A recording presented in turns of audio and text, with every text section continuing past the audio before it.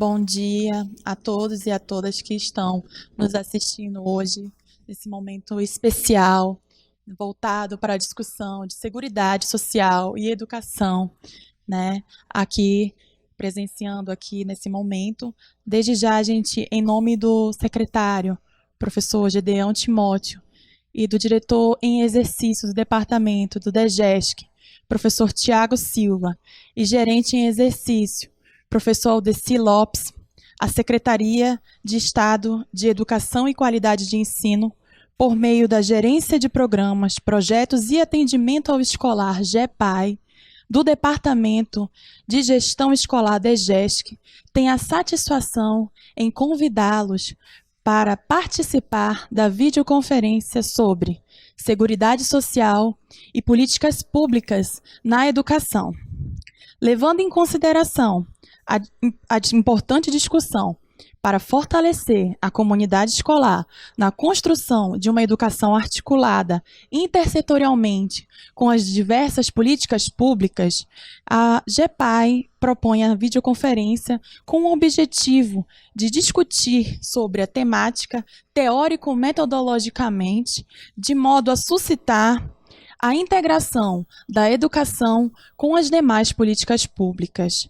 E, nesse sentido, esta videoconferência só foi possível mediante a importantíssima participação da doutora Lidiane Cavalcante, da Universidade Federal do Amazonas, e também da mestre Francileide Bindá, aqui representando o Conselho Regional 15ª Região do Amazonas em Serviço Social. A palestrante doutora Lidiane Cavalcante possui graduação em Serviço Social pela Uninorte, mestrado em Serviço Social e Sustentabilidade na Amazônia, UFAM, doutorado em Sociedade e Cultura da Amazônia, da UFAM. É professora do Departamento de Serviço Social da UFAM e do Programa de Pós-Graduação em Serviço Social e Sustentabilidade na Amazônia, PPGSS-AM. No âmbito da pesquisa, trabalha com as seguintes temáticas: identidade, sexualidade, diversidades, direitos humanos, políticas públicas, famílias, poder, violência, dentre inúmeras outras expressões da questão social. A palestrante Francileide Bindá possui graduação em Serviço Social pela Universidade Federal do Amazonas, UFAM, mestrado em Sociedade e Cultura, também pela Universidade Federal do Amazonas, assistente social na Secretaria Municipal de Saúde e Ciência, e aqui representando o Conselho Regional 15ª Região AM. É também docente em cursos de pós-graduação na área de políticas públicas. Tem experiência na área de serviço social, com ênfase em serviço social, atuando principalmente nos seguintes temas: meio ambiente, educação, direitos sociais, organização social, saúde, políticas públicas e assistência social. E em razão desse contexto diverso, que precisa aproximar cada vez mais e suscitar a articulação da rede intersetorial, com esta proposta e com esta roupagem também de aprendizado e formação continuada dos profissionais, que a gente hoje vai ter um momento muito especial, que a gente agradece desde já também ao Centro de Mídias da SEDUC, toda a equipe da Secretaria de Educação e, em especial, as colegas que estão aqui também nos prestigiando, da Coordenadoria 1, psicóloga Leilane, da Coordenadoria 5, assistente social Renata, e também temos aqui hoje na bancada a nossa assistente social da GEPAI, Graça Passos. Com essa roupagem, a gente passa agora a palavra para a palestrante doutora Lidiane, desde já agradecendo imensamente a contribuição na prestação da qualidade dos serviços possibilitada por essas palestras muito importantes. Obrigada. O que é Seguridade Social? Né? O conceito de Seguridade Social, primeiramente, ele passou a ser incluso numa Constituição Federal a partir do ano de 1824. Né? Então, pela primeira vez, a gente tem o conceito de Seguridade Social. Na contemporaneidade, o conceito de Seguridade Social ele está associado a um tripé, que envolve saúde, previdência e assistência. Tá? Então, pela primeira vez, nós tivemos a configuração de seguridade sendo tratada por uma Constituição a partir da primeira metade do século XIX. No século XX é que nós vamos ver a primeira noção de política efetiva, porque não bastava estar inserido na Constituição, era preciso ter políticas públicas que trouxessem a configuração do significado da seguridade. Então, o primeiro passo que nós teremos no século XX será a Lei Eloy Chaves, que foi promulgada em 1923. Essa lei ela trabalha primeiramente a noção de previdência e as primeiras noções mais efetivas e concretas de política de saúde, nós vamos visualizar ancoradas na previdência por meio dessa lei. Né? Mas é interessante dizer que a Seguridade Social, principalmente saúde e educação, elas não tiveram um processo efetivo de construção sólida antes de 1950, porque os ministérios de saúde e educação, eles caminhavam juntos. Então, não tinham protagonismo efetivo para nenhuma das duas políticas. Na verdade, o que nós tínhamos era um processo onde nós criávamos um único ministério, não é, para dar conta das duas coisas, e esse processo ele se dava de uma maneira que não tinha uma configuração satisfatória. Não é? Nós vamos visualizar que a Seguridade Social ela só começa efetivamente a ter um processo de protagonismo a partir da Constituição Federal de 1988. Então, aqui a gente vai ter um marco. É interessante que a gente coloque esse significado justamente para que depois a gente compreenda como entram as políticas de educação. Então, agora nós vamos visualizar o que é a seguridade. Ok? Então, a Seguridade Social compreende um conjunto integrado de ações destinadas a assegurar os direitos fundamentais relacionados à saúde, educação e previdência, que são considerados direitos sociais. Então, pode passar, por favor, eu tenho esse tripé baseado aqui: saúde, previdência e assistência. Daqui a pouco a gente vai verificar o que esse tripé tem a ver com as políticas de educação. Não é? Porque a Constituição Federal de 88, ela assegura a configuração dessas políticas, mas é interessante nós sinalizarmos que nenhuma dessas políticas caminha sozinha. Elas estão imbricadas, né? Elas estão associadas com outras políticas. Então, a Constituição Federal de 88, ela vem estabelecer esse marco, o protagonismo para cada uma dessas políticas, para que nós tivéssemos como visualizar uma maneira mais efetiva de como cada uma seria tratada. Pode passar, por favor. Pode passar. Pode passar. Então, dentro desse tripé aqui, nós vamos visualizar que a seguridade ela se configura com um elemento extremamente importante para que nós pudéssemos trabalhar as demais políticas na sociedade. Aí vamos ver agora a educação. O que é a educação? Como é que ela se configura? Como é que ela está na Carta Magna de 88? Né? E de que maneira nós poderemos trabalhar as políticas de educação associadas à Seguridade Social? A educação, como nós vamos ver, é um direito de todos e dever do Estado e, sobretudo, também da família. Será promovida e incentivada com a colaboração de quem? Da sociedade, visando um pleno desenvolvimento da pessoa, né? E o seu preparo para o exercício de cidadania e qualificação para o trabalho. Então, nós temos duas palavrinhas-chave aqui, ok? A cidadania e a qualificação para o trabalho.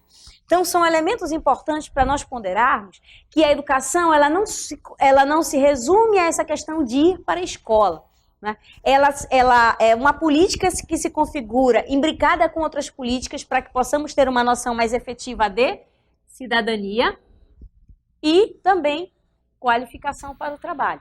E isso começa muito cedo. Né? Então, nós vamos falar de direitos também de crianças e adolescentes.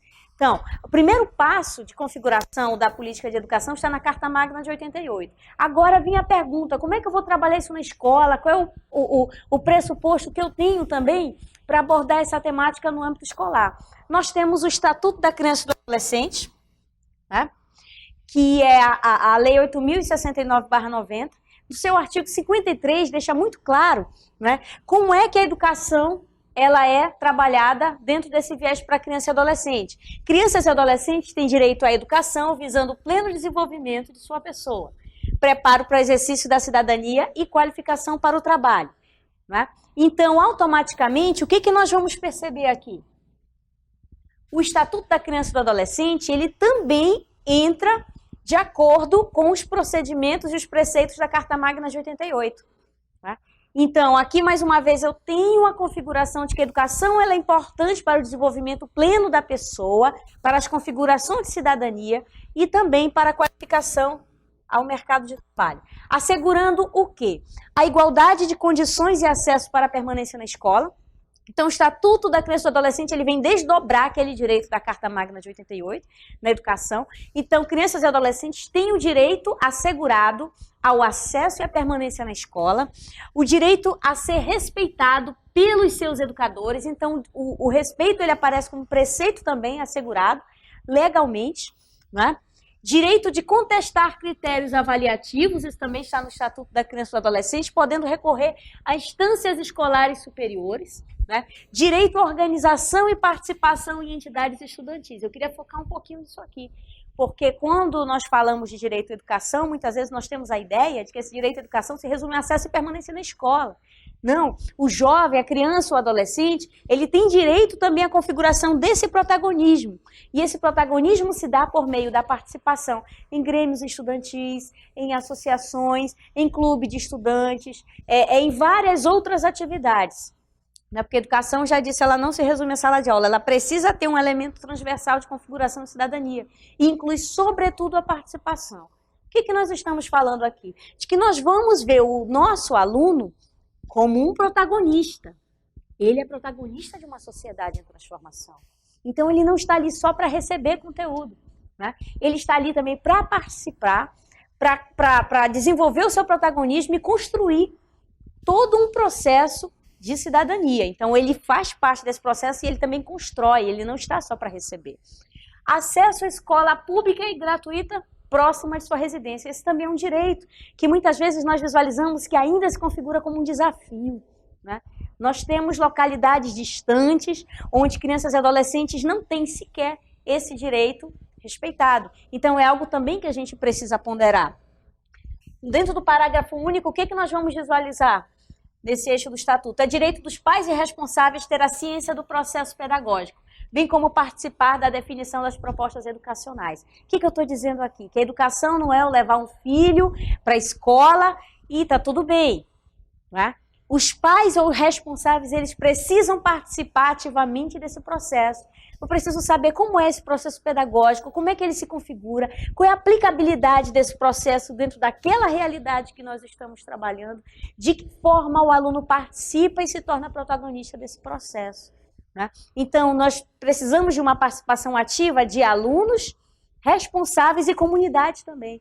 Porque a educação não é só direito ao acesso. A educação ela é esse direito amplo de configuração de cidadania que demanda com que muitos atores sociais estejam fazendo parte desse processo. Ok?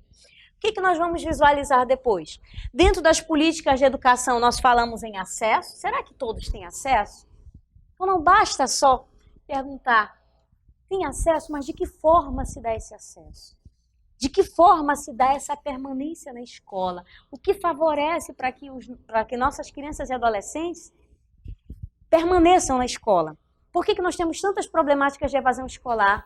Tantas expressões da questão social que vão emergindo a partir da escola? É a questão da dependência química, é a questão da violência. E muitas vezes nós que somos profissionais de educação, nós somos os primeiros a saber que nós temos uma criança ou adolescente em situação com algum tipo de vulnerabilidade social. E hoje, nós não poderemos dizer, eu não tenho mais nada a ver com isso é uma responsabilidade da família. Não, nós vamos responder por omissão. Porque a política pública de educação, ela retrata claramente a importância desses múltiplos atores. E nós também somos esses atores da sociedade em transformação. Então, dentro dessa perspectiva, nós precisamos perceber o que favorece esse acesso, como se dá esse acesso e de que maneira nós temos essa permanência. Não basta dizer que o aluno permanece, de que forma ele permanece, de que forma a escola se torna um atrativo, de que forma nós profissionais estamos trabalhando para que a escola seja um espaço inclusivo também, né, dentro das múltiplas determinações que nós temos no nosso cotidiano. Então, o que nós vamos visualizar a partir daqui? O aluno, então, o jovem, ele é esse protagonista, ele tem que desenvolver esse protagonismo social. Ele não está lá na escola simplesmente para receber todo o conteúdo, né? Ele precisa também transformar, ele precisa desenvolver o seu potencial, ele precisa desenvolver o seu processo identitário. E a escola, ela é um dos campos que vai favorecer isso. Mas aí, mais uma vez, a gente chama a nossa responsabilidade aqui como profissionais. De que forma nós estamos trabalhando para configurar esse protagonismo social? Não é? Por exemplo, dentro dos grêmios recreativos, dentro dos clubes, o que se pode desenvolver na escola com a participação do aluno? De que forma eu posso fomentar esse protagonismo no aluno? Um dos primeiros elementos que nós temos é a organização. De que forma eu organizo, né, as propostas de inclusão, as propostas de protagonismo na escola que eu estou fazendo parte? Um segundo ponto interessante, já que nós trabalhamos com crianças e adolescentes, qual é a motivação que nós vamos favorecer para esses jovens? De que maneira esses jovens vão perceber que a escola pode ser um elemento de inclusão, perdão. Então, eu preciso motivar essa juventude e favorecer com que eles possam estabelecer mecanismos de organização dentro da realidade que eles têm também. Eu não posso colocar algo de cima para baixo. Então, a política de educação, ela demanda com que o processo de construção seja efetivo por vários atores. Então, o aluno, ele participa também. Então, ele tem um potencial para desenvolver essa construção efetiva. Né? E como profissionais, nós vamos precisar deixar com que esses jovens possam participar e mostrar como é que eles vão construir esse processo. Aí, dentro desse âmbito, o que nós vamos perceber? De que forma eu vou encaixar a seguridade social aí nas políticas de educação? Se eu sei que a seguridade social, ela compõe um tripé de saúde, previdência e assistência, eu vou verificar de que forma esse tripé pode ser trabalhado dentro da escola. Não é? O primeiro contexto interessante para nós analisarmos é que a seguridade social, ela contempla políticas que estão imbricadas uma das outras. Por isso que nós temos essa imagem aqui. Elas estão imbricadas, elas estão unidas. Isso não significa dizer que elas têm elementos harmônicos entre si. Não, nós vivemos em uma sociedade conflitiva. As políticas públicas, por vezes, são conflitivas. Daqui a pouco a gente vai ver como o Estado desenvolve esse potencial conflitivo de uma maneira mais efetiva com a contrarreforma, né? Com o desmonte dos direitos, com o desmonte das políticas. Mas a proposta da Seguridade Social não é trabalhar a saúde para um lado, assistência para o outro, previdência para um outro. A Seguridade Social, ela contempla a necessidade de nós trabalharmos as políticas de forma imbricada. Aí vem a importância da nossa temática de hoje. O que seguridade tem a ver com educação? Né? Por que eu preciso trabalhar dentro da seguridade políticas para a educação? Aí nós vamos visualizar que se a escola ela tem esse potencial formador, esse potencial de construção de protagonismo, e que essas políticas elas estão aqui imbricadas umas nas outras, eu preciso compreender de que forma o educador, o pedagogo, o gestor escolar, o assistente social, o profissional de psicologia, como é que esses profissionais vão caminhar juntos para que possam trabalhar essas políticas públicas? Né? Cada um tem uma área de formação e essa área de formação ela vai ser importante para o desenvolvimento da política. Né? De alguma forma, então, nós precisaremos unificar essas forças para que a gente possa pensar as políticas de educação de uma maneira mais efetiva dentro do tripé da Seguridade Social. Aí uma proposta que nós vamos trazer aqui, e eu gostaria de colocar de uma forma bem clara, que aqui nós não vamos trazer nenhum conceito fechado. Eu trouxe algumas ideias do que se pode trabalhar nas escolas dentro dos preceitos da Seguridade Social. Não é de que forma nós vamos trabalhar, mas são propostas abertas, até porque nós sabemos que dentro do Amazonas nós temos inúmeras realidades, nós temos a realidade da escola na área urbana é diferente da escola da área rural, né? A realidade dos nossos alunos envolve uma pluralidade constituída por muitos elementos culturais, sociais, históricos, mas que nós temos algumas propostas que vêm do Ministério da Educação, outras propostas que vêm do Ministério de Desenvolvimento Social, de como é que eu vou trabalhar a inserção da Seguridade Social dentro dessas políticas. Então, primeiramente, nós vamos focar na saúde, que é um direito social, está contemplado na Carta Magna de 88, né? Então, o que a saúde tem a ver com as políticas de educação? Eu trouxe a ideia de um projeto que foi desenvolvido pelo Ministério da Educação, né, que é o Saúde e Prevenção nas Escolas. Pode ser conhecido por algumas pessoas, né, que estão nos assistindo. A ideia da proposta desse projeto do Ministério da Educação de associar saúde e educação é entender, primeiramente, que a educação, ela não é só, a escola não é só esse espaço de configuração de conteúdo dentro de determinadas disciplinas, mas ela é um espaço de formação integral. E como tal, como um espaço de formação integral, a saúde ela precisa ser trabalhada na escola, a saúde precisa ser trabalhada na sala de aula, não é? dentro de temas transversais. A gente tem os PCNs, as legislações que podem assegurar isso, né? E o projeto Saúde e Prevenção nas Escolas, ele vem mostrar um pouquinho desse enfoque. Ou seja, eu vou trabalhar a formação integral do meu aluno. E se eu for trabalhar a formação integral do meu aluno, é interessante que nós possamos saber que saúde, ela tem um conceito amplo. Saúde perante a Organização Mundial de Saúde não é só a ausência de doença, é o bem-estar biopsicossocial, que está até existencial do sujeito, né? Então, a escola ela também precisa esse espaço de formação de saúde. E é isso que esse projeto contempla, né? Que se eu for trabalhar a formação integral, a saúde ela precisa estar nesse bojo, entendendo que a saúde não é só a ausência de doença. Se ela é o bem-estar completo do sujeito, a escola ela também vai ser esse espaço para trabalhar. Então, como profissional de educação, o que eu vou ter dentro dessa proposta de saúde e prevenção nas escolas?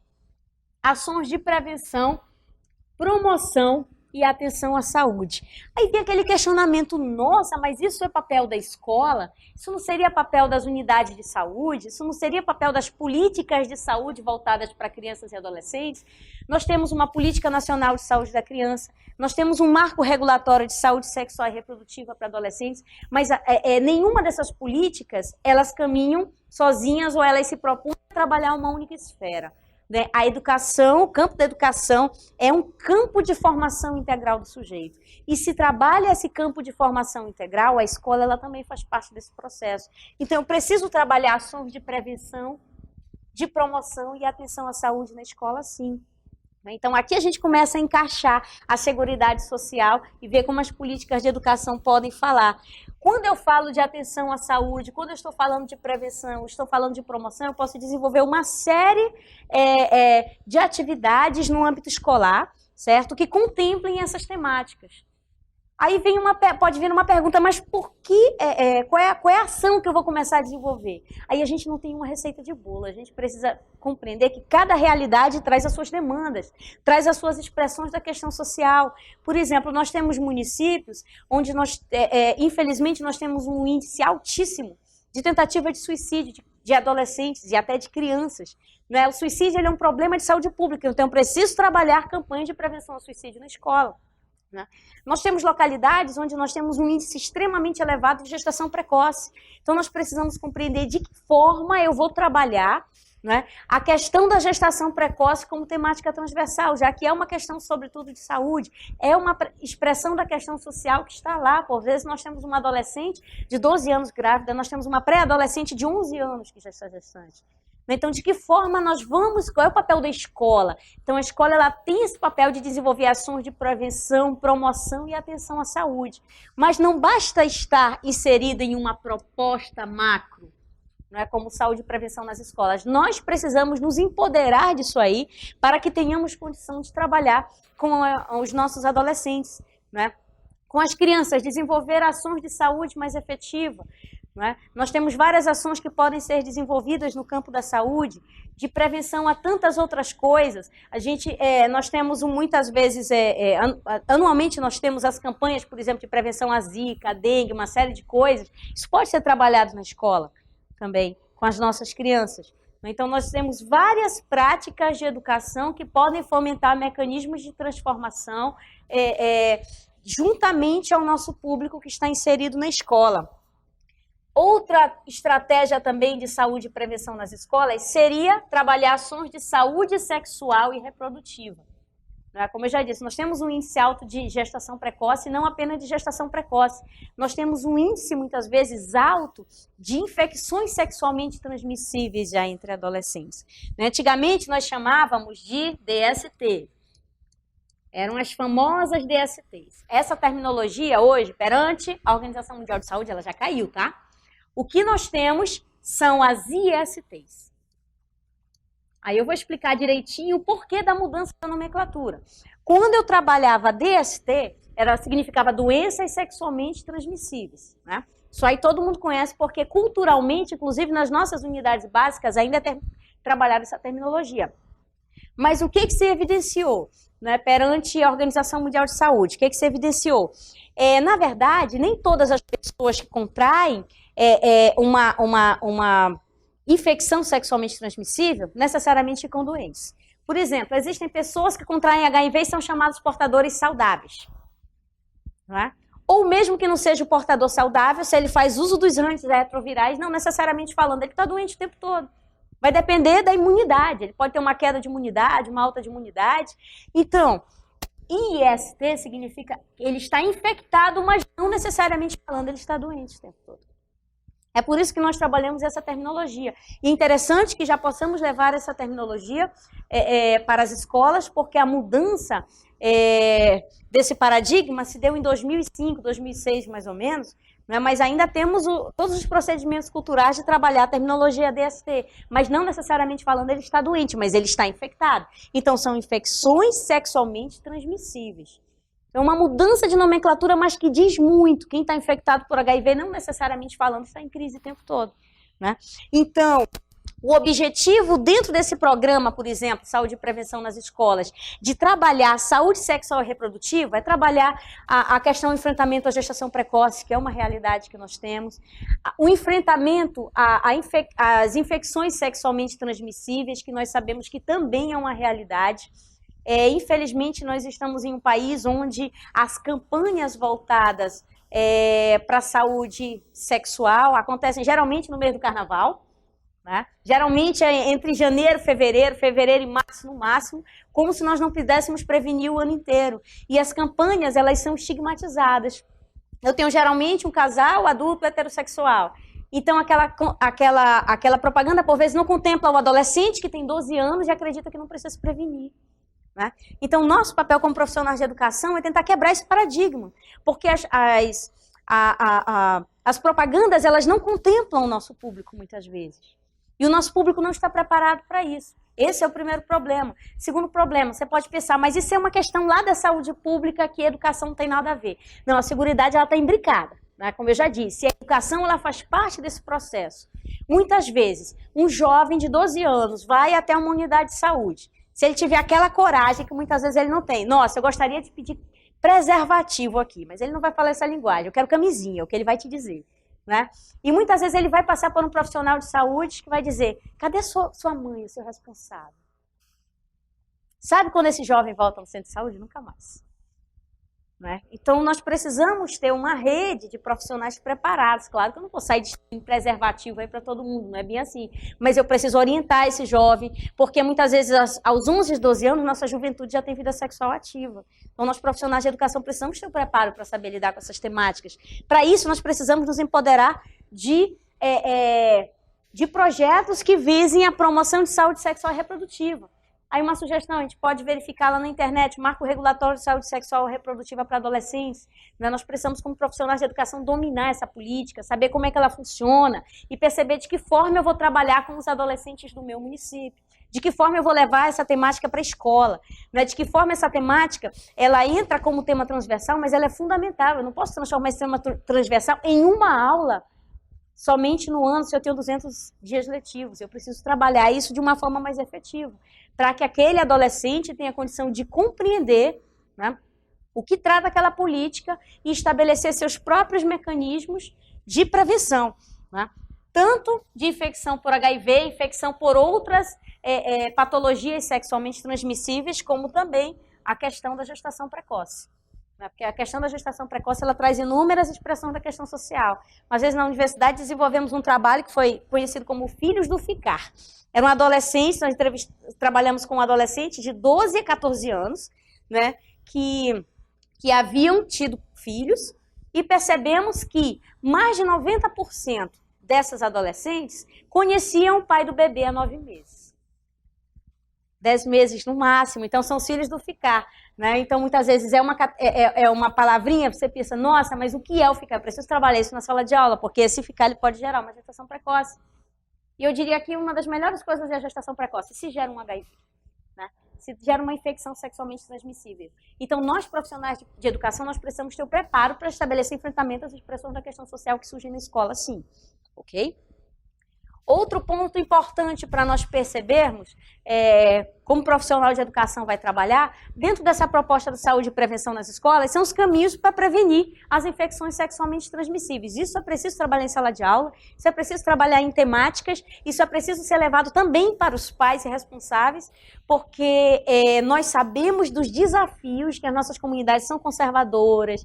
Quando eu ouço falar que meu filho aprendeu alguma coisa diferente na escola de saúde sexual e reprodutiva, nós sabemos que a nossa comunidade é conservadora, é um desafio trabalhar a temática, então nós precisamos chamar os responsáveis também, não é? Para conversar nas reuniões de pais e mestres de que forma eu vou explicitar que a escola precisa trabalhar essa temática.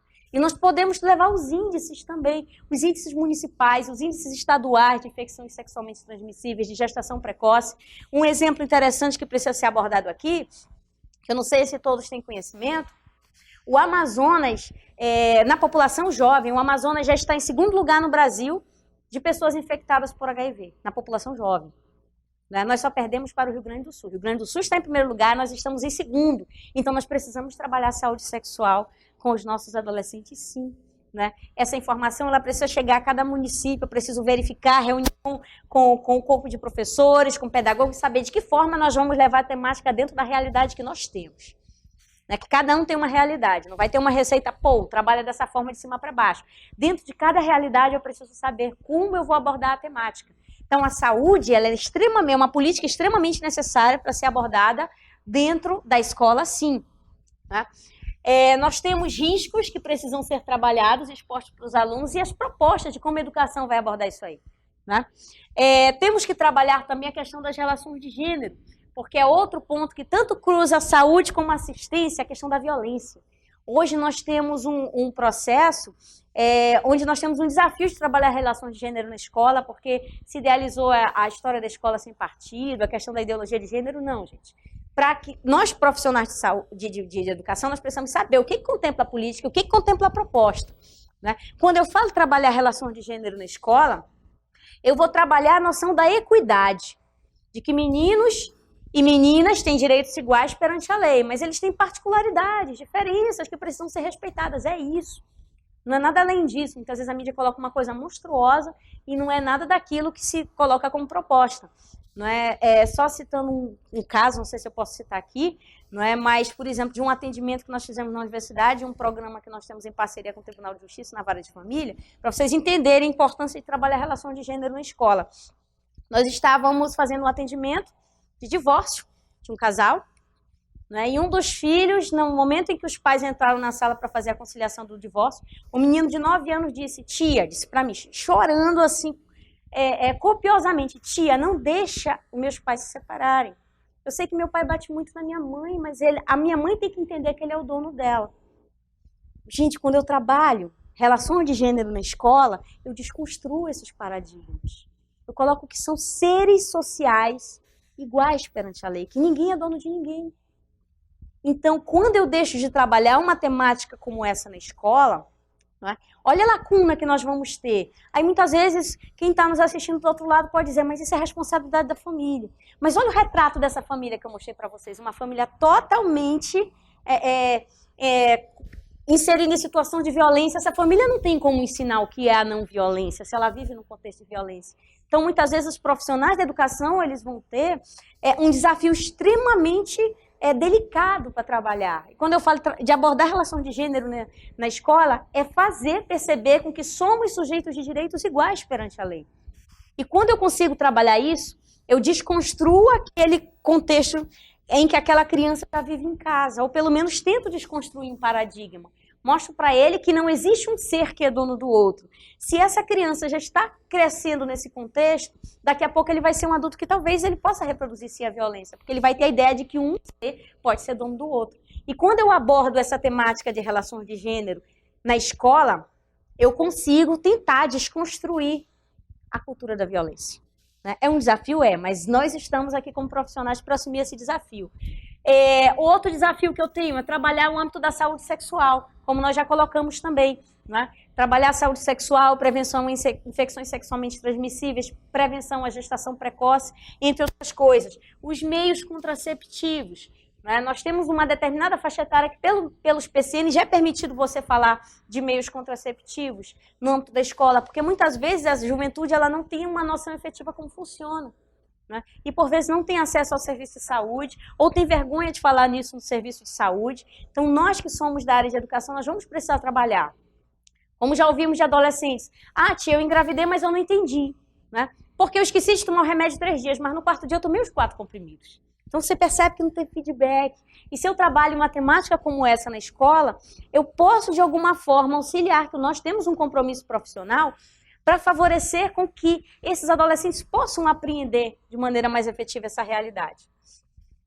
Aí, o que temos pela frente? Vamos falar um pouquinho agora de como as políticas de educação estão no âmbito da assistência, né? A assistência social hoje ela é uma política ampla, mas nós sabemos que é uma política com a nossa conjuntura social e econômica do país, é uma política com alto potencial de focalização, pouquíssimas pessoas têm acesso, mas a educação está lá. A política de educação está inserida, tá? Ela se insere também dentro da política de assistência, né? E se insere de várias formas, tanto da maneira preventiva, quanto de uma maneira a intervir dentro de uma realidade. De maneiras preventivas, através de campanhas contra o abuso sexual, o trabalho infantil, combate à violência contra a criança e adolescente, entre tantas outras configurações. Mas ela pode também estar de maneira interventiva, né? Quando já acontece, quando a criança ou adolescente já encontra uma situação de vulnerabilidade social, já está em situação de violência, já está em situação de exploração sexual, então a política de assistência ela entra em ação, não é verdade? E as políticas de educação, elas estão dentro da assistência, como a assistência precisa estar dentro da educação. A de educação, ela está dentro da assistência, eu vou dar um exemplo clássico, que geralmente as comunidades conhecem, através do programa Bolsa Família. A educação é uma das condicionalidades para que a família possa permanecer no programa, não é verdade? Mas a política de assistência, ela vai para dentro das políticas de educação, quando eu posso levar para a escola também a perspectiva de trabalhar a prevenção.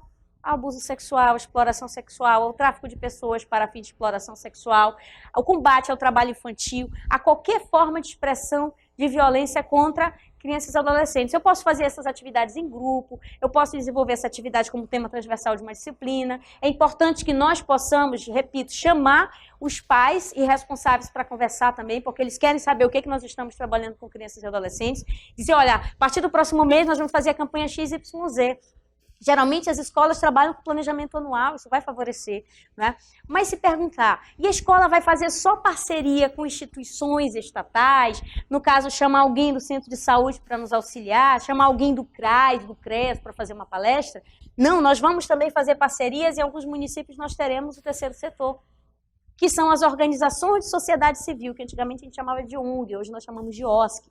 Né? Então, as organizações de sociedade civil, por vezes eu tenho organizações de sociedade civil em determinados municípios e eu posso contar com essas organizações para fazer parceria com a escola. Né? Nós entendemos que nós profissionais de educação nem sempre vamos dar conta de todas as temáticas. Então, nós precisamos fazer as parcerias e as organizações de sociedade civil, elas estão aí. Aí, quais são alguns dos nossos desafios, gente? Agora vem a parte cruel da política, né? Alguns desafios que nós temos para trabalhar as políticas de educação, de seguridade como um todo. Né? Alguns desafios que nós temos é o processo de contra-reforma do Estado. A Constituição Federal de 88, ela aprovou os direitos sociais, entre eles direito à saúde, direito à assistência, direito à educação. Contudo, nós temos, logo depois, a partir de 1990, com as evidências mais efetivas do neoliberalismo no Brasil, nós entramos em processo de desmonte desses direitos. E nós visualizamos o desmonte até hoje, através da precarização da educação, da falta de recurso, porque às vezes quem está nos assistindo do outro lado pode perguntar, poxa, isso tudo é muito lindo, mas como é que eu vou efetivar uma escola sem recurso? Como é que eu vou efetivar toda uma campanha se muitas vezes não chega recurso para a gente? Né? Esse recurso, muitas vezes, ele deixa de chegar por conta desse desmonte de direitos. Nós tivemos o que se chamou de reforma do Estado, mas, na verdade, como foi uma reforma contra a Constituição Federal, a gente disse que é uma contra-reforma. Tá? E essa contra-reforma, ela assola desde quem está na escola da base. A realidade da educação, ela vai se tornar precarizada, mas aí o nosso desafio, já que a escola está numa realidade precarizada, o profissional está dentro de uma realidade também precarizada, né? Nós temos o desafio de resistir, porque nós temos um compromisso efetivo com a comunidade, né? de educação, nós temos um compromisso efetivo com aquela realidade, nós temos um compromisso efetivo com o nosso projeto ético-político, para quem é profissional de serviço social que está nos ouvindo. Então, quais são as estratégias que nós temos? Primeiro, precisamos conhecer as políticas. Depois, pensar de forma planejada em ações que nós poderemos desenvolver dentro de cada realidade. Discutir isso com a comunidade escolar. Como eu disse, nós estamos dentro de uma realidade conservadora, tradicional, eu preciso apresentar isso para a comunidade escolar. O que nós vamos trabalhar, de que forma nós vamos desenvolver esse trabalho, buscar alternativas de intervenção. Como? O que eu posso fazer? Vocês têm uma receita para a gente? Não dá para ter uma receita se nós temos, dentro da nossa realidade amazônica, inúmeras outras realidades. Nós temos várias peculiaridades, né? Então, eu preciso estudar aquela realidade, conhecer a realidade para saber de que forma nós vamos trabalhar. E fomentar, sobretudo, o protagonismo de estudantes e comunidades. Isso aqui é essencial. Isso aqui nós não podemos esquecer. Eu não posso fazer uma proposta de cima para baixo. Eu tenho que chamar o estudante para contribuir comigo. Eu preciso chamar o estudante para me auxiliar a construir. Hoje nós estamos falando de protagonismo. Protagonismo é uma construção coletiva. Né?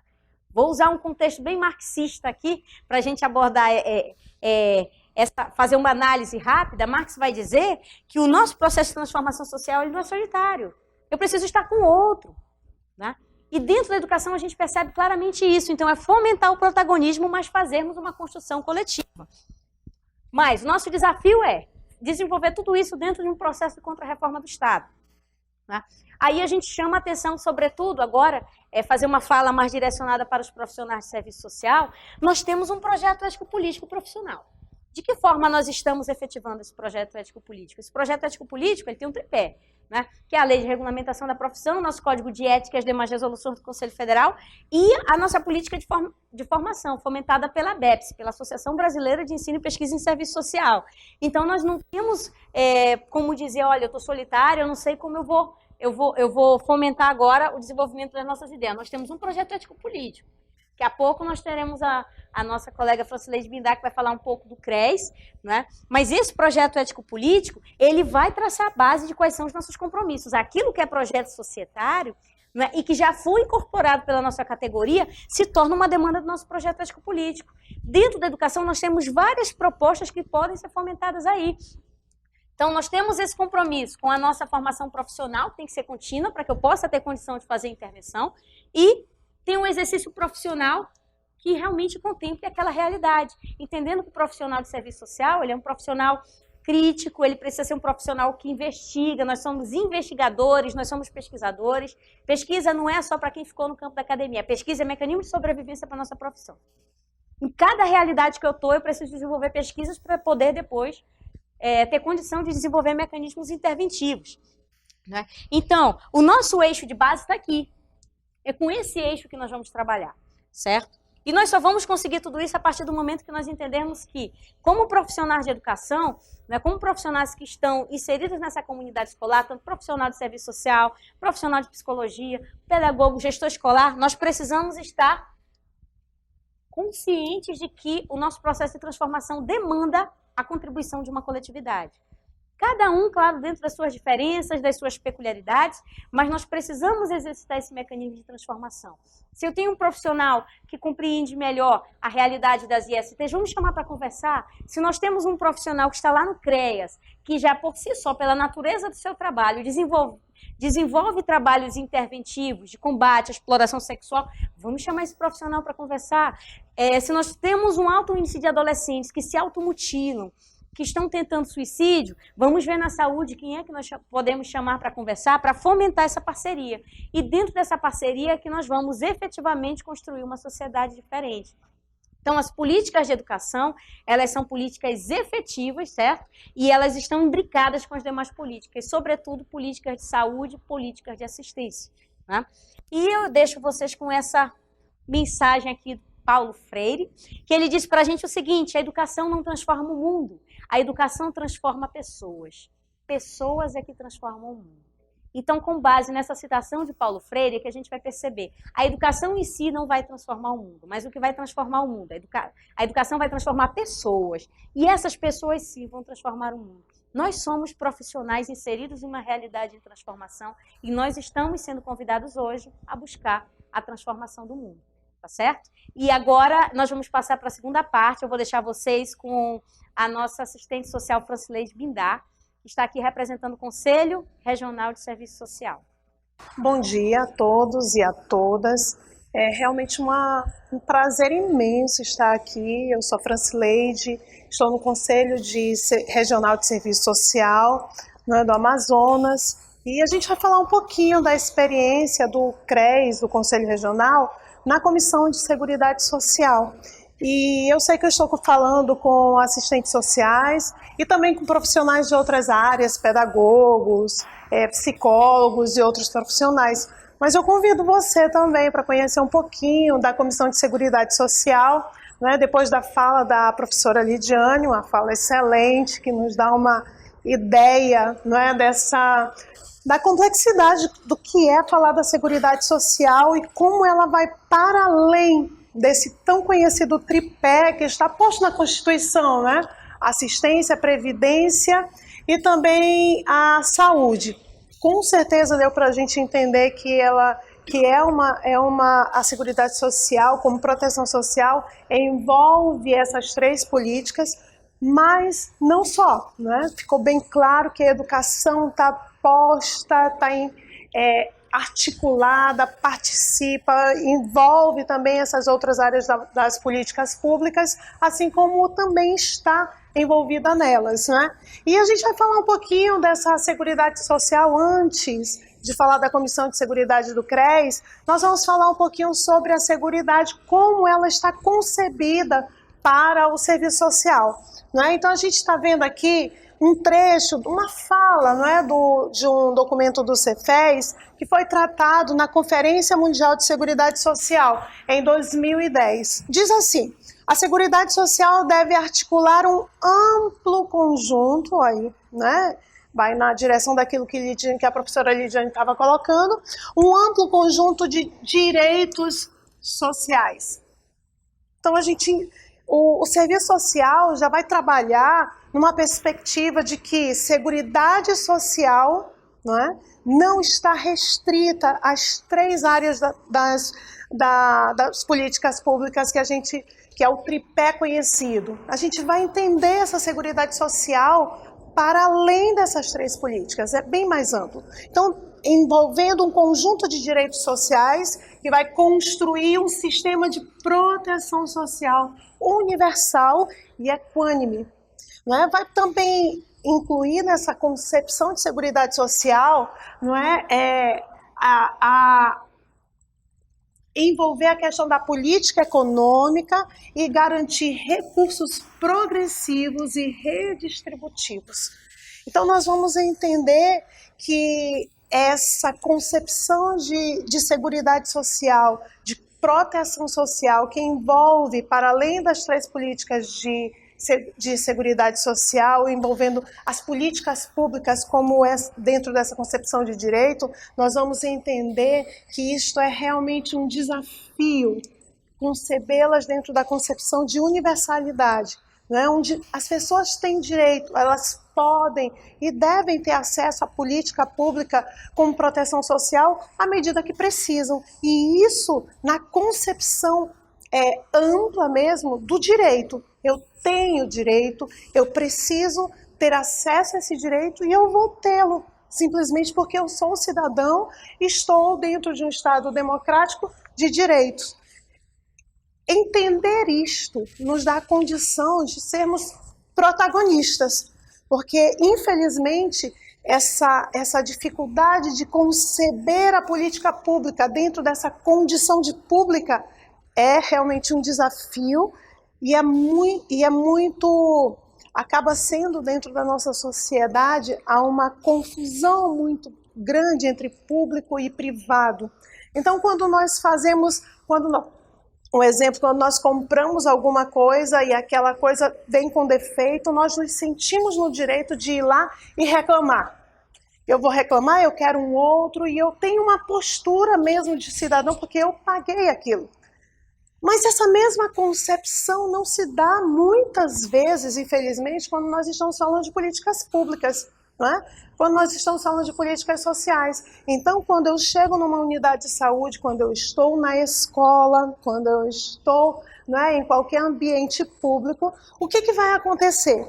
Nós muitas vezes desprovidos dessa concepção de seguridade social, de política pública como um direito, não é? Então, aquele serviço que me é prestado, tudo bem se ele é precarizado, tudo bem se o médico nem olha para mim, tudo bem se de repente eu chego na sala de aula, né, se eu estou no oitavo ano e eu ainda não sei ler, tudo bem, eu estou tendo um serviço prestado. Então, a gente vai fazendo essa confusão como se os serviços públicos que me são de direito, eles tudo bem se eles não são prestados com qualidade. Então, a gente precisa trabalhar isso na escola, essa condição de cidadania. Então, o serviço social, não é, ele vai entender como profissão a seguridade social de forma mais ampla. Também, aquilo eu falei de uma conferência mundial de serviço social, também no Brasil, no ano 2000, no Encontro Nacional de Assistentes Sociais, nós discutimos sobre seguridade social e elaboramos uma carta que aponta algumas diretrizes dessa discussão e desses princípios que vão nortear o serviço social nessa concepção de seguridade social e na efetivação disso e materialização no nosso cotidiano profissional, né? Então a gente vai ter essa concepção de seguridade social, também voltando para essa visão mais ampla, uma concepção ampla que contemple não somente as políticas de previdência, como nós já estamos falando, só reforçando, né? Não somente a política de previdência, assistência social, mas que incorpore outras políticas sociais. Por isso, o diálogo com a educação, com as políticas de habitação, com outras políticas sociais, é parte da discussão de seguridade social. A constituição também de um padrão de proteção social de qualidade. Este é um compromisso do serviço social e eu tenho certeza também que é um compromisso dos pedagogos, dos psicólogos, dos profissionais que atuam na escola, dos profissionais que atuam na saúde, pelo menos deveria ser, não é? A prestação de um serviço de qualidade, porque isto é direito e isto está previsto na Seguridade Social. E é interessante a gente observar que na Constituição de 88, quando nós vamos ter, não é, a inclusão da seguridade dentro desse tripé, fala que essas políticas elas deveriam se dar de forma sistêmica, só que infelizmente dentro do nosso país, essas políticas elas vão se dar não de forma sistêmica, mas cada uma dentro do seu quadrado. Então, alguns ensaios que nós temos onde essas políticas se encontram, a gente realmente precisa trabalhar.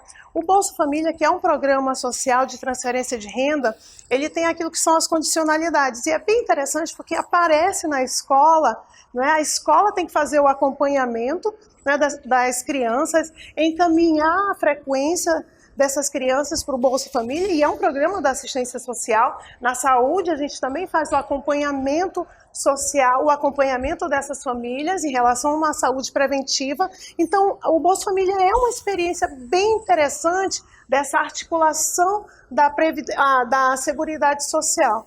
Mas, mesmo assim, ainda falta uma articulação maior, né? Olhá-las de forma mais sistêmica, né? Não restrita a repasse de frequência ao programa Bolsa Família ou verificação da caderneta de saúde. Mas, para além disso, como a gente realmente senta e vê por que está faltando, qual é o aspecto social, e aí a gente reforça a importância do trabalho do assistente social também nas escolas, não exclusivamente, mas de forma articulada com os demais profissionais, porque as expressões da questão social, como bem colocou a professora Lidiane, que também se manifestam na escola, que não é um organismo, não é, descolado da realidade social onde se insere, então isso vai aparecer muito fortemente na forma como o aluno está na sala de aula, como ele se comporta, como ele vai como a questão da aprendizagem vai se colocar, então suas relações fora da sala de aula, sua relação familiar, sua relação comunitária, suas relações sociais, econômicas, elas vão aparecer dentro da sala de aula. Então, observar essa articulação entre as políticas é muito importante.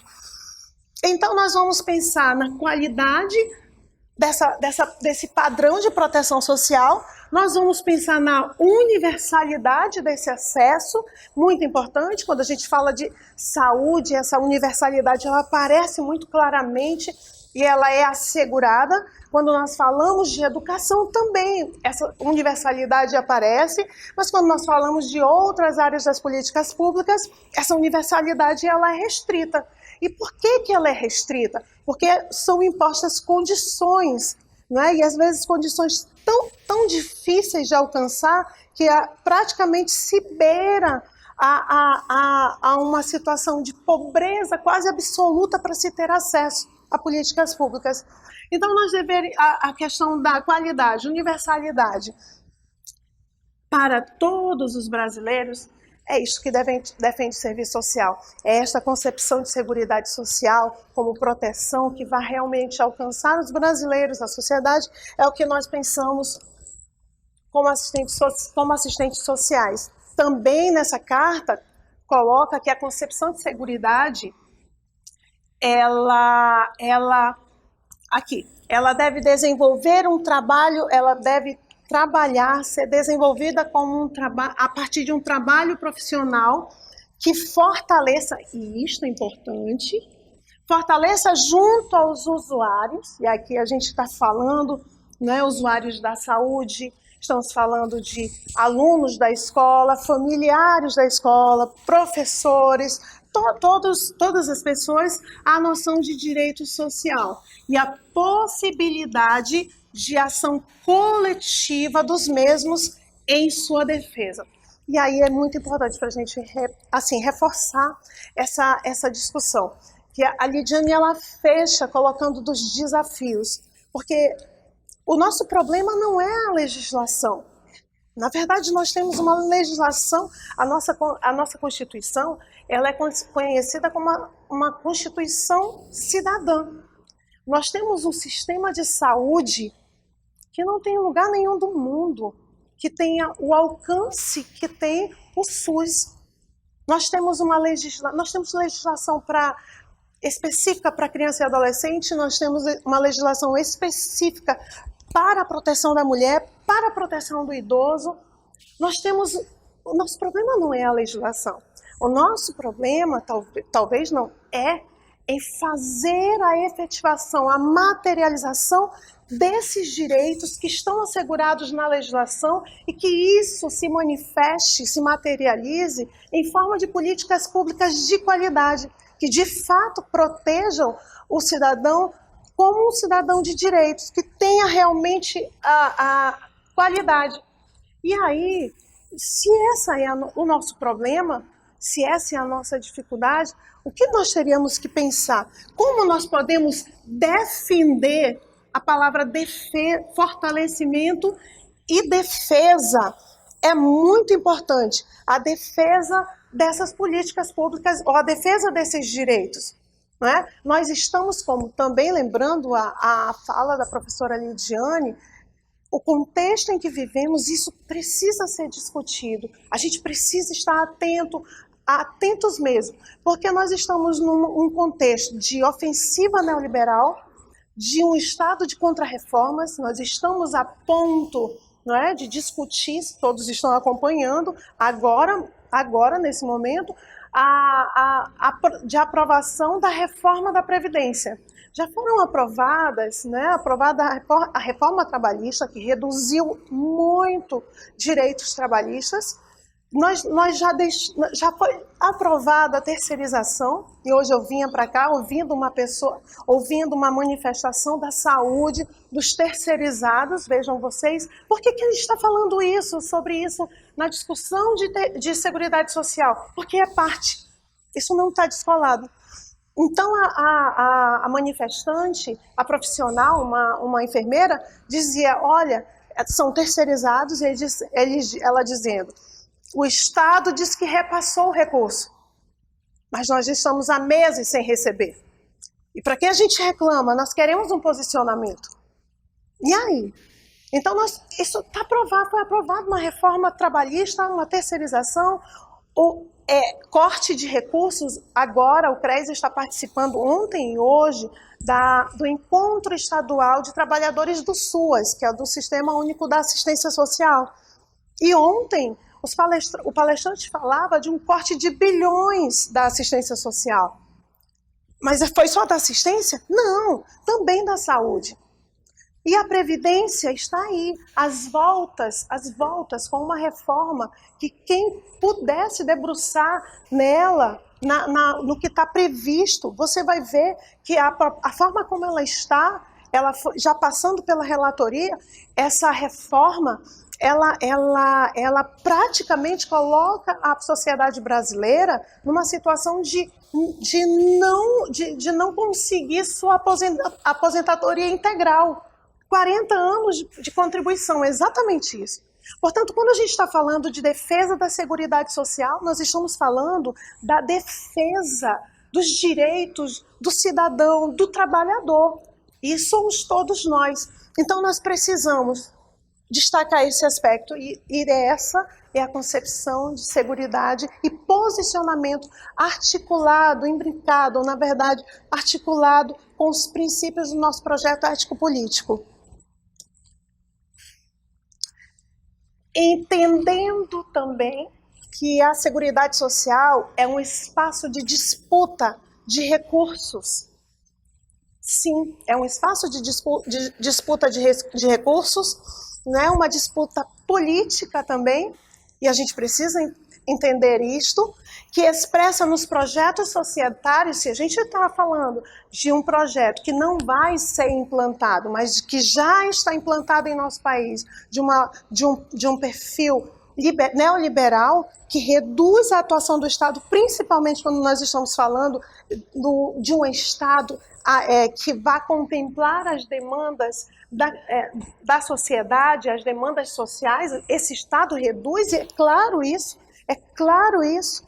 Não é? Nós não estamos falando de talvez, nós já estamos cortes na área, no campo social das políticas sociais, eles já aconteceram e eles estão previstos de acontecer ainda mais, não é?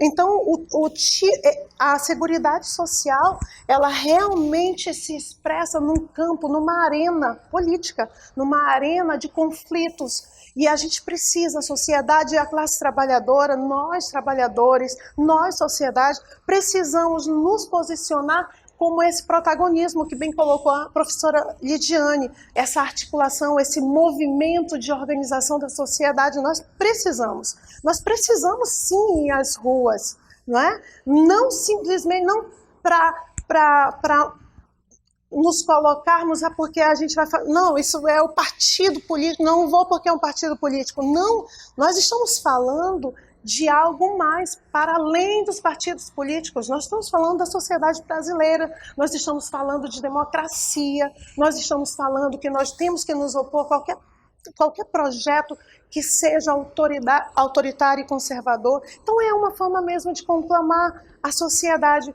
e os trabalhadores e discutir isso na escola.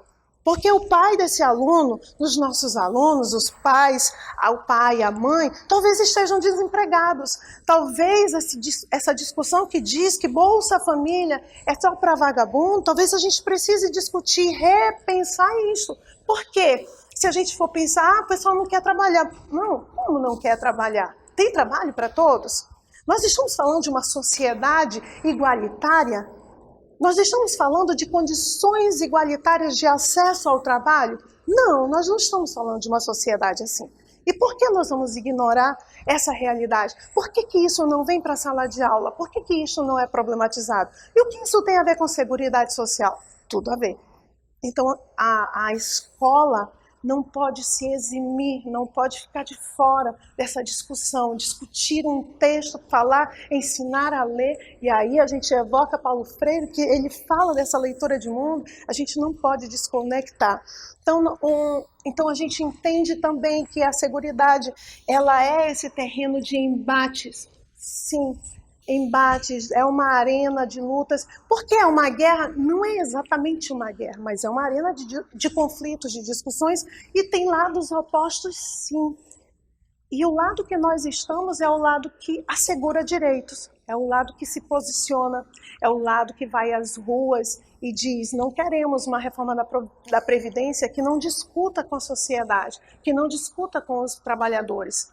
Não é? Nós não queremos uma reforma da Previdência que imponha ao trabalhador, ao trabalhador, o ônus, não é? Dessa conta que não foi feita pelo trabalhador, com certeza não. Se a gente for ver como a Seguridade Social foi construída e como a Previdência e os recursos que vão compor, né, a Previdência, eles são amplos, mas eles realmente não vão para a Previdência. Então isso é uma coisa que a gente não vai discutir agora. E que exige uma análise crítica de correlação de forças entre classes e segmentos de classe que interferem nas decisões da conjuntura. E a gente não está falando aqui, eu vou até tocar nessa questão, porque as pessoas, quando a gente fala em classe social, e quando a gente fala em classe trabalhadora, as pessoas já se assustam, vixe, é comunista. Nós estamos falando disso. Nós estamos falando de nós, trabalhadores, dentro dessa arena, nós nos posicionarmos. Nós estamos falando disso. Nós estamos falando que essa sociedade é uma sociedade democrática e que isto precisa ser discutido. Então, a Comissão de Seguridade Social, só para a gente entender essa estrutura, e eu quis assim, fazer essa introdução de seguridade social, né, dentro dessa concepção de seguridade como proteção social e para além do tripé, e também como uma arena de disputas políticas, econômicas, e que nós precisamos nos posicionar. A Comissão de Seguridade dentro do Conselho Regional de Serviço Social atua a partir de duas estratégias. Não é? A articulação e a estratégia em políticas públicas. Aí nós trabalhamos encontros, debates para discutir as políticas de seguridade dentro dessa visão ampla. Por isso nós vamos falar, quando nós promovemos alguns encontros, nós estamos falando de saúde, nós estamos falando de previdência, nós vamos falar também de assistência e educação. Somente isso? E não, a gente faz outras reflexões de outras áreas das políticas públicas. E outro aspecto que é muito importante também é a representação do serviço social no controle social, no espaço de controle social, no espaço onde vai se discutir política pública, no espaço onde os conselhos municipais, os conselhos estaduais, os conselhos de direitos, os conselhos como da mulher, né, os conselhos de política pública ou de pessoas, né, de grupos sociais, que são as mulheres, os idosos, as crianças, esses espaços são espaços que nós ocupamos também. Nós temos representação. E aqui, nesses espaços, a gente define, a gente discute, a gente fiscaliza políticas públicas. Aqui discutimos essas políticas públicas, aqui exercemos sim um papel de controle social, né? onde as contas públicas passam pelo Conselho, onde o planejamento das políticas públicas passam pelo Conselho. Que conselho é esse? É o Conselho de Serviço Social? Não. Os conselhos municipais de saúde, conselhos municipais e estaduais de assistência social, conselhos municipais e estadual da mulher. Então, esses espaços, o CRES entende que precisa também ocupar, e tem ocupado ao longo desse tempo. E também trabalhamos a questão da formação e capacitação de profissionais de serviço social, dos profissionais de base. Então, aqui só para a gente ver a título de ilustração. Então, nós nos reunimos, trabalhamos as capacitações e trabalhamos as representações do serviço social. Aqui algumas das atividades, achei interessante, eu achei importante dar uma destacada, né, para a gente ver, e a gente entende que essa articulação das várias áreas ela é necessária, é importante, e com profissionais de outras áreas. Esse diálogo ele é necessário e importante. Então, a gente teve as capacitações em Seguridade Social, não é, que foram organizadas pela Comissão de Seguridade Social. Nós tivemos, e cada uma dessas capacitações, não é, a gente vai fazer uma discussão da especificidade da política, não é? Então, a educação tem especificidades, a educação tem também os seus dilemas, tem os seus conflitos, tem suas demandas, a assistência também. Então, nós fazemos uma discussão dentro dessas especificidades, mas nos debates, não é, a gente vai trabalhando, deixa eu colocar aqui a gente faz encontros específicos por área, encontros de assistente social da saúde, encontros de assistentes sociais da assistência, encontros de assistentes sociais da previdência, onde é possível fazermos esse debate, essa discussão mais específica, e nós fazemos também os grandes encontros que vão realmente possibilitar discutir essas áreas de políticas, educação também, de políticas públicas de seguridade social de forma mais ampla, não é? E mais sistêmica, como elas se encontram. Aí a gente, quando está junto, os profissionais que participam vão contribuindo com sua experiência na realidade social, na sua atuação social. Também ali os profissionais da universidade, nós trazemos vários interlocutores que dialogam e começam a ver, olha, nós temos pontos comuns, e como é que a gente vai fazer esse enfrentamento?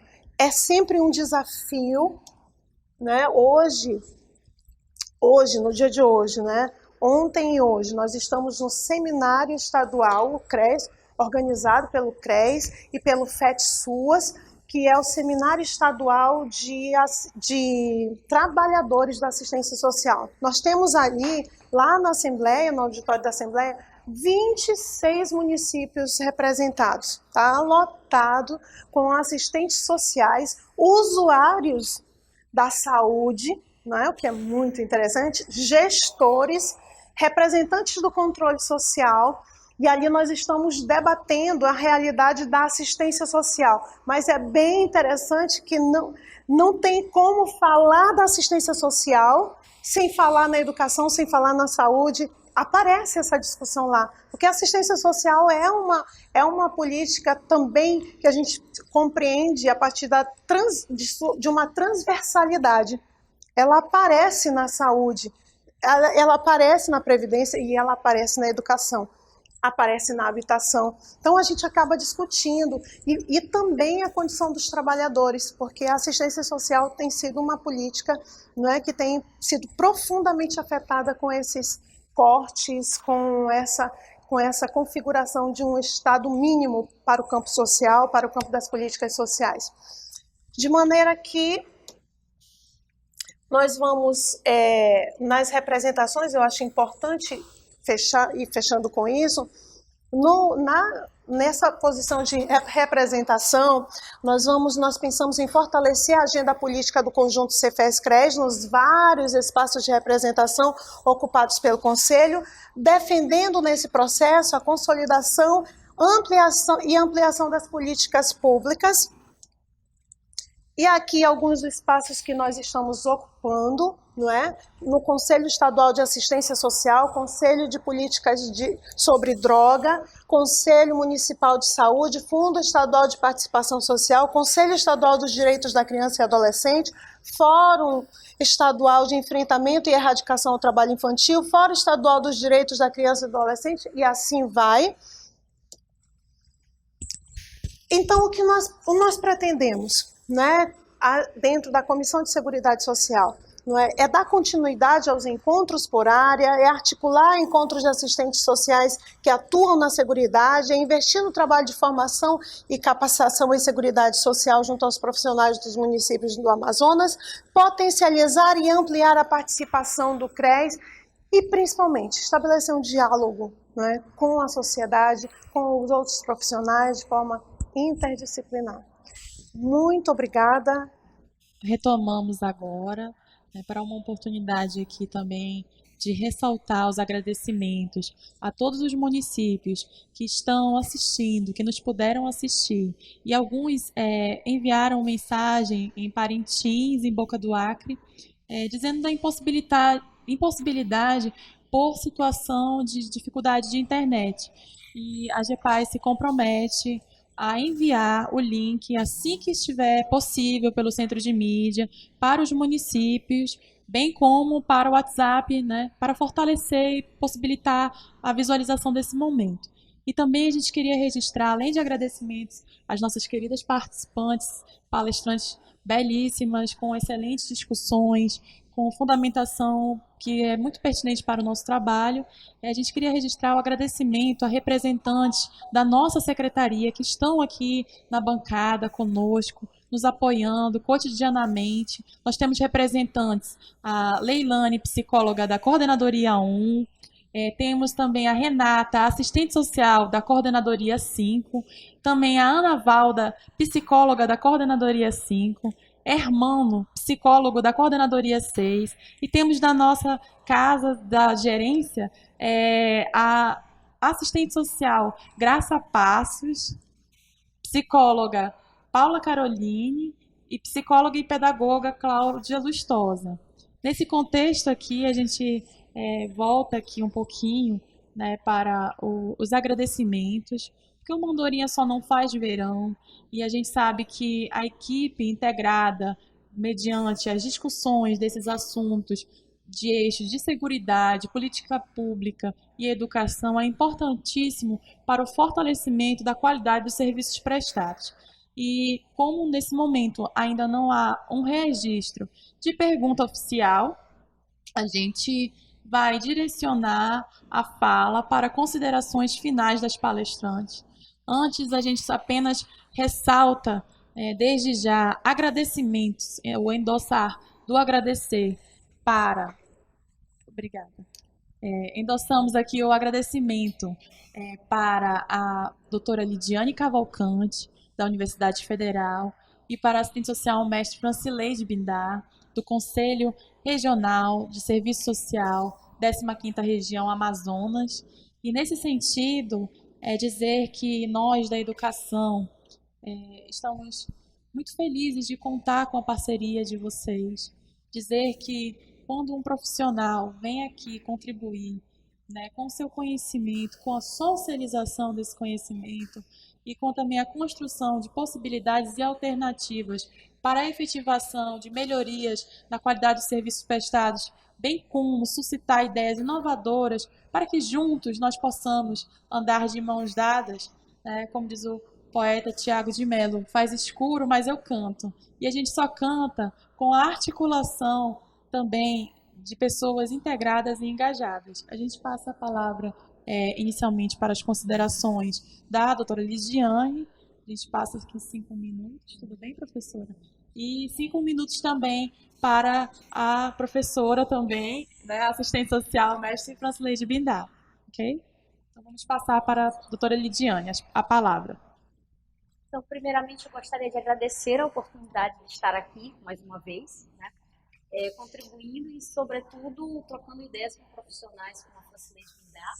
Sempre uma grata satisfação, né, de encontrar. E dizer que nós vivemos realmente em tempos de resistência. São tempos desafiadores que nós temos pela frente, são tempos de desmonte de direitos, mas que, como profissionais de educação, nós temos um compromisso ético-político muito forte com a comunidade escolar. E esse compromisso faz com que tenhamos a condição, a capacidade de lutar sempre pelos direitos, de assegurar que políticas possam estar dentro da educação, né, políticas de saúde, políticas de assistência, que nós possamos realmente falar a linguagem da comunidade escolar, levar isso para a comunidade, trabalhar campanhas de prevenção em saúde e assistência e que possamos, sobretudo, lutar coletivamente, porque a luta coletiva nos fortalece e favorece que possamos realmente ter condição de desbravar um novo horizonte, né? Lembro das palavras da Cecília Meirelles, que ela disse que em tempo de desafio a gente se questiona em que espelho ficou perdido a minha face.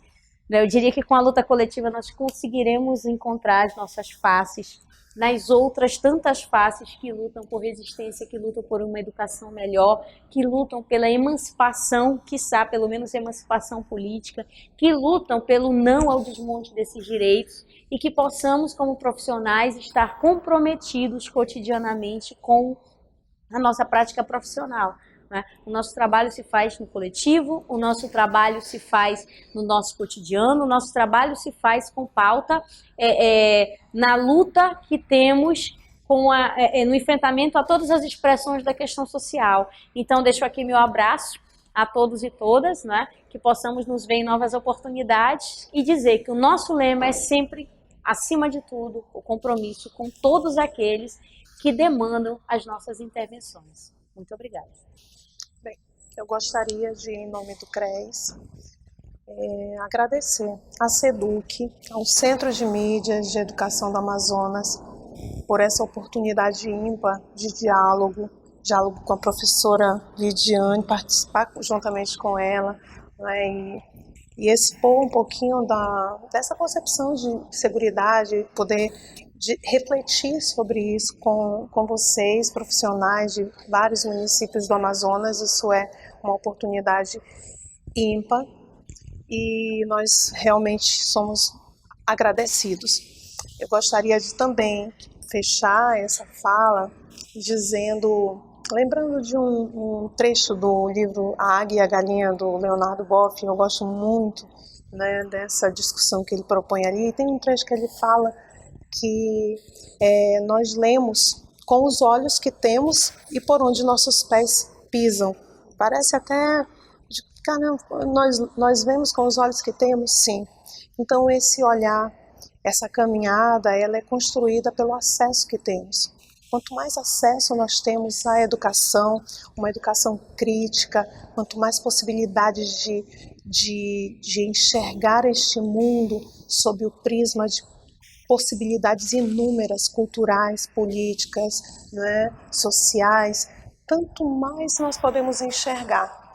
E nosso aluno tem direito a isso, a sociedade brasileira tem direito a isso, e tem direito também a políticas públicas de qualidade, universais, né, a universalidade garantida nas políticas públicas. E nós temos direito disso porque somos cidadãos de direitos e estamos no Estado democrático de direitos. Portanto, eu uno a minha voz, a de todos os assistentes sociais, a voz da professora Lidiane, a voz dos trabalhadores, da sociedade brasileira, que diz, e a campanha do serviço social, que diz que a nossa escolha é a resistência, porque nós somos classe trabalhadora. Então, convido a todos a essa resistência. Um bom dia e a gente se vê um dia desse por aí.